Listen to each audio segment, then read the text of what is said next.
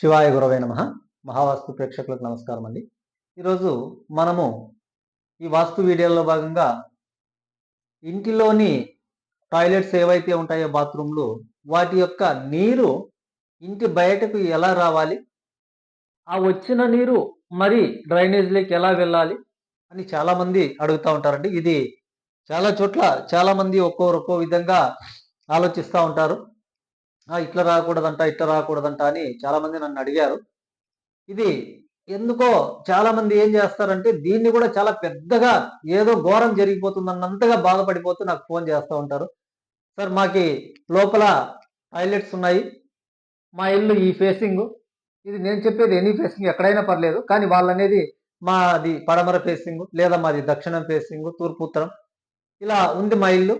మా ఇంట్లో ఉండే టాయిలెట్ వాటర్ అనేది ఇలా దక్షిణంలో టాయిలెట్ కట్టుకుంటాం లేదా పడమరలో టాయిలెట్ కట్టుకుంటాం. అటాచ్డ్ బాత్రూమ్ కావచ్చు, కామన్ కావచ్చు, ఏదైనా సరే ఈ నీరు డ్రైనేజ్ ద్వారా ఎలా వెళ్ళాలి అని చాలా మంది అడుగుతూ ఉంటారు. దీంట్లో ప్రతి ఒక్కరికి వచ్చే అనుమానం ఏమంటే, సార్ ఈ టాయిలెట్ లో ఉండే నీరు ఇలా అంటే మనము డ్రైనేజ్ ఉత్తరంలో ఉందనుకుందాము, లేదా తూర్పులో ఉందనుకుందాము, లేదా డ్రైనేజ్ లేదు, ఓన్లీ సెప్టిక్ ట్యాంక్ మాత్రమే ఉందనుకుందాము.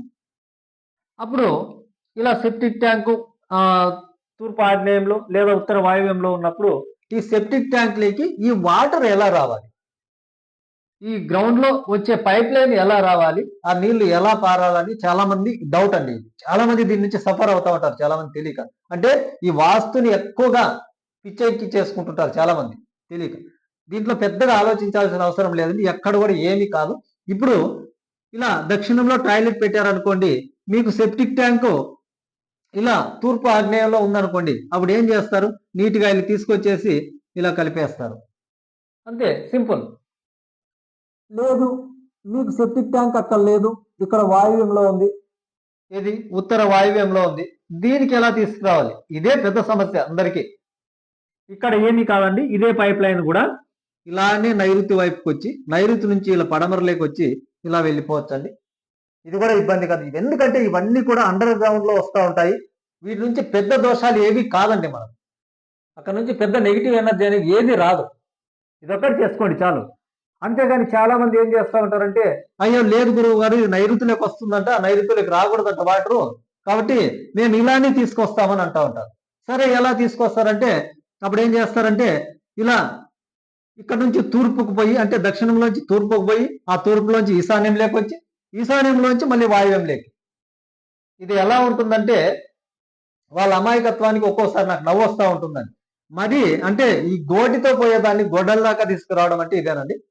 ఇలా ఇలా వచ్చి ఈశాన్యంలోకి వచ్చేది మంచిదా, లేదా ఇలా నైరుతి వైపుకి వచ్చి ఇలా వాయువ్య వైపుకి వచ్చేది మంచిదా? ఇది ఒక్కసారి చిన్న లాజిక్ ఆలోచించండి. ఎందుకంటే వాస్తు అనేది సెంటిమెంట్ కాదండి, సైన్స్. కొంచెం ఆలోచించండి బుర్ర పెట్టి. ప్రతి ఒక్కటి మనము పెద్దగా సెంటిమెంట్ గా ఆలోచించి, మూఢనమ్మకంగా ఆలోచించి మీ బుర్ర పాడు చేసుకోవద్దని చెప్తా ఉన్నానండి.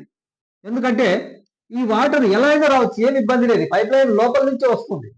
ఇలా చేసేసుకోండి.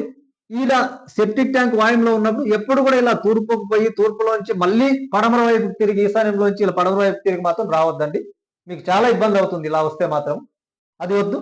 కాబట్టి ఇలా మీరు దక్షిణంలో టాయిలెట్ ఉన్నా లేదా ఇక్కడ పడమరలో టాయిలెట్ ఉన్నా దీన్ని మాత్రం, ఈ వాటర్ మాత్రం ఉత్తర వాయువులో సెప్టిక్ ట్యాంక్ ఉంటే మాత్రం ఇలా అని తీసుకురాను. అంటే నైరుతి వైపుకి వచ్చి, నైరుతి నుంచి పడమరలో వచ్చి, పడమరలోంచి వాయువులోకి వచ్చి ఇక్కడ సెప్టిక్ ట్యాంక్ లెక్క కలిసే విధంగా మాత్రం మీరు ఏర్పాటు చేసుకుని చాలా సంతోషం. అలా కాకుండా ఇంకోటి ఏం చేస్తుంది, ఈ పడమరలో ఉన్న టాయిలెట్ తూర్పు సెప్టిక్ ట్యాంక్ లెక్క ఎలా కలపాలంటున్నారండి. ఇది కూడా అంతే, సేమ్. ఇలానే నైరుతికి వెళ్ళి, అలాగే దక్షిణకు వెళ్ళి, ఆగ్నేయంలోకి ఇలా కలిపేసుకుంటే అయిపోతుంది. సింపుల్ గా ఇది. దీని గురించి పెద్దగా మీరు ఆలోచించుకోండి, ఏమీ కాదు. కాబట్టి ఇలా చేసేసుకోండి. ఇంకా కొంతమంది ఏం చేస్తారంటే, సార్ ఈ పైప్ లైన్ అనేది ఇలా బయట కాకుండా మనం ఇంట్లోనే డైరెక్ట్ సెప్టిక్ ట్యాంక్ ఇచ్చుకోవచ్చా అని అడుగుతూ ఉంటారండి చాలా మంది. ఇదైతే ఇబ్బంది అవుతుందండి. అంటే ఇది వాస్తు దోషపరంగా ఇబ్బంది అవుతుంది అనేది కాదు నేను చెప్పేది. మెయిన్ ఈ పైప్ లైన్ ఎప్పుడైనా సరే అది స్ట్రక్ అయిపోయిన, అంటే బంద్ అయినప్పుడు పైప్ లైన్ ఇక్కడ మనం చేయాలంటే చాలా కష్టం అవుతుందండి. ఈ సెప్టిక్ ట్యాంక్ లోకి వెళ్లే నీరు ఇక్కడ ఎక్కడైనా స్ట్రక్ అయింది అనుకోండి, అప్పుడు మనము దీన్ని క్లీన్ చేయాలంటే ఖచ్చితంగా ఈ మొత్తం ఈ పైప్ లైన్ అంతా పైకి వెళ్ళేసి అంటే ఈ గ్రానైట్ అంతా తీసేసి ఇక్కడ ఏదుందో అంతా మొత్తం ఇంటిలో పగలగొట్టేసి పైపులన్నీ తీసి మళ్ళీ కొత్త వేసుకోవడానికి ఖచ్చితంగా ఇబ్బంది అవుతుంది. కాబట్టి ఇంటి లోపల అయితే వద్దనే చెప్తానండి నేను. ఎవరికి కూడా ఇంటి లోపల అయితే వద్దు. ఇంటి బయట మాత్రమే మనం సెట్ బ్యాక్ వదులుకుంటాం కదా ఎలానో ఇంటి చుట్టూ దక్షిణ పడంలో.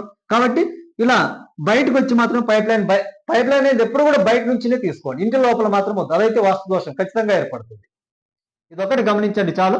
ఇది చాలా మంది తెలియక ఒక్కో విధంగా ఆలోచన చేస్తూ పాపం ఇబ్బంది పడుతూ నాకు ఫోన్ చేస్తూ ఉంటారండి. ఇంకా ఈ వీడియో చేసిన తర్వాత దయచేసి ఈ విషయంపై మీరు ఫోన్ చేయొద్దని ప్రతి ఒక్కరికి తెలియజేసుకుంటున్నాను. ధన్యవాదాలు.